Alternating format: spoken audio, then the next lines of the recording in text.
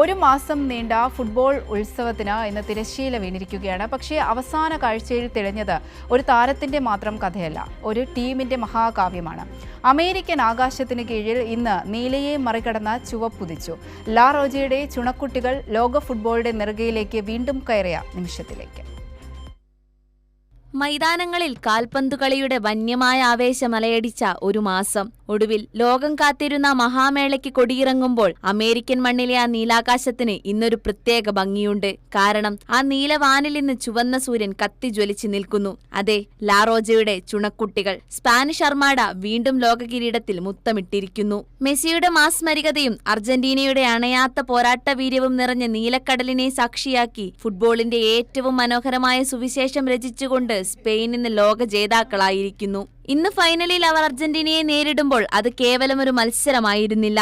Lionel Messi എന്ന വ്യക്തിഗത മികവിന്റെ പര്യായത്തെ സ്പെയിൻ നേരിട്ടത് തങ്ങളുടെ വിട്ടുവീഴ്ചയില്ലാത്ത ടീം ഗെയിം കൊണ്ടായിരുന്നു.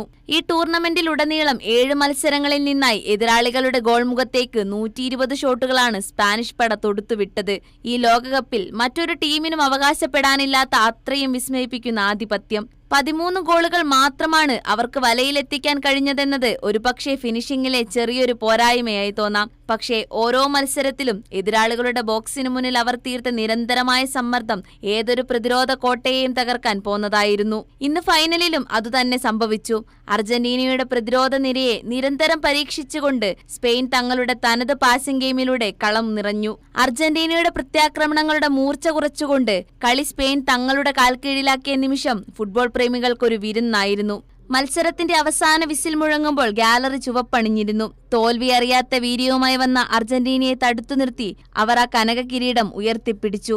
ഇന്ന് ആകാശം നീലയാണ്, അർജന്റീനയുടെ ആകാശം. പക്ഷെ ആ നീലാകാശത്തിന് സ്പെയിനിന്റെ ചുവന്ന സൂര്യൻ പ്രത്യക്ഷപ്പെട്ടു.